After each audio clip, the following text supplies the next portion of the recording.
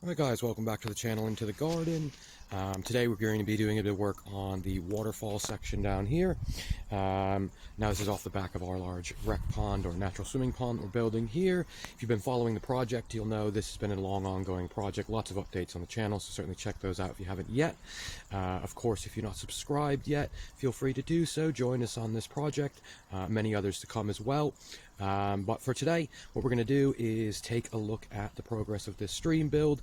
You can see I've got some water flowing at the moment here, and what we'll do is take a look at the building process. Stay tuned to the end to see the first look at the falls that we've got flowing now, and let's take a look at this project. Right guys, so just starting off one of the keystones of the waterfall area here. And what I'm doing now is just laying a bit of scrap underlayment on top of the liner here. Now this is double lined on the waterfall section. What I'm going to be doing is using the expanding foam, lay a bead underneath the underlayment, and then also when I place the stone, I'm going to fill the gaps with the expanding foam as well. Now I am using a white expanding foam, just one of the cheaper ones. I will be kind of covering that. You won't see any of it in the final kind of build, but you can get the specific black expanding foam that some do use for the waterfall side of things. So another option if you're looking to fill gaps or things perhaps on an older feature or even building a new feature here. Alright guys, so this is the foam I'm actually using here. One thing I'd always recommend whenever using these sorts of foams or anything, always wear eye protection, gloves, this sort of thing. Quite nasty stuff when it comes to that. Don't want to get it on your skin or in your eyes, anything like that.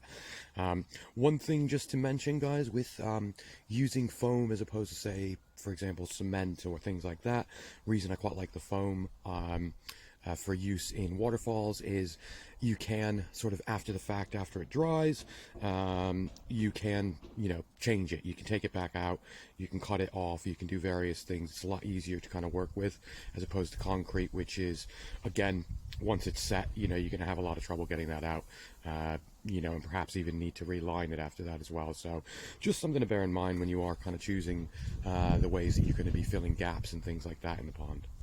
Right guys, so as you can see, it does look a bit of a mess at the moment here, but as that dries and hardens off, what we can actually do is go back with a knife, which of course be careful around the liner, but you can use that to trim off any of the excess foam.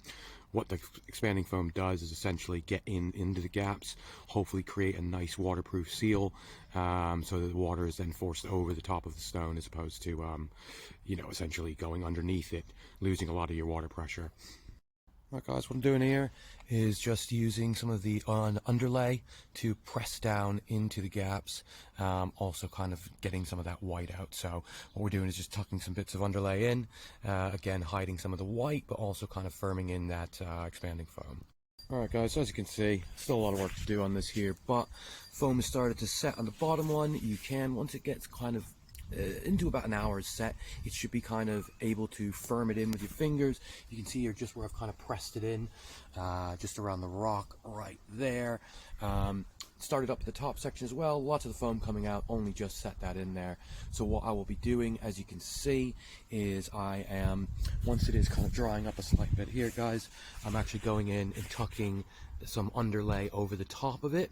Reason being is as I've put rocks around the sides of the stream area, what that will do is just ensure that A, that it's sealed around the sides, but B, it kind of hides that and also protects the liner as well. So just a method here that I'm using on this one. Hopefully within the next couple hours we will try and get the test going on the new area here. Again, lots of work to do. Appreciate it looks very messy at the moment, but hopefully this will be kind of the start, get an idea a little better of the stream. Now again, expanding foam here guys, that cost me £2 or £3 a can, so you're probably talking around $5 a can, something like that. Great value for money. I've been able to do all of this section, fill in a lot of gaps with the expanding foam filler. One thing to be sure though guys, when you are getting the foam filler, make sure it is an outdoor use foam filler. I know there are some that are mainly indoor use, which again won't work as well when it comes to running water on it constantly. Now of course guys, this isn't the be all and end all. There's many different ways to kind of build your waterfalls, but this is one method I like for being able to assemble something quickly. I can test it, you know, within the same day, if not the very next day.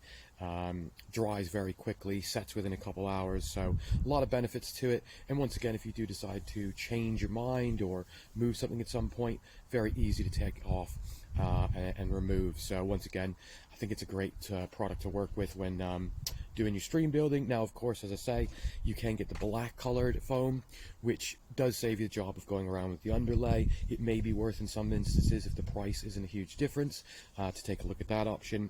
When I did look originally, it was about 5 times the price for the black foam, so I thought, you know, save the money, use some extra underlay, and just cover it that way for now.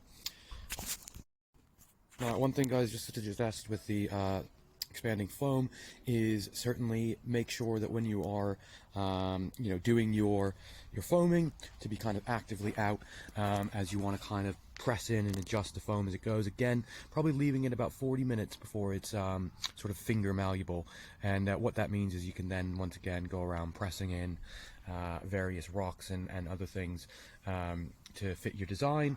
Now, as I say, what we're going to do, a lot of this is going to be covered with kind of sand and gravel anyway, so you won't see any of this black or anything like that. But basically, just to make sure we're getting a good seal all around the rock, kind of making sure that's all pressed in the various areas here. You can just see, if I press on this bit here, it's starting to become more malleable, and it means I can actually start pressing it down and shaping it a bit more on that. Guys, back at the end of the day here, just having a quick look. You can see it is holding water in the center bit, which is always good. Holding water at the back, which means you've got a good seal. Just having a look here, you can just kind of make out the starts of the stream coming down. As you can see, kind of takes a little bit of a turn down around here. Of course, all of that back edging and all of this is all going to be hidden by rock eventually. But for now, as you can see, just kind of creating the individual falls as we go here. Alright guys, just take a look now. So the bottom bit has set, and you can see it is getting a decent amount of flow over that fall rock. Again, lots of work to do this still. You can still see some of the foam here in the crack, but for a first initial wet test, kind of showing this little waterfall working and kind of the top of the stream starting to work pretty well. You know, I'm pretty happy with the progress so far. If you haven't subscribed yet, certainly drop subscribe, follow the project. Lots more work getting done on this over the next few weeks. Lots of content on the channel as well, and of course a like helps the channel to grow. Following that, we'll see you on the next one.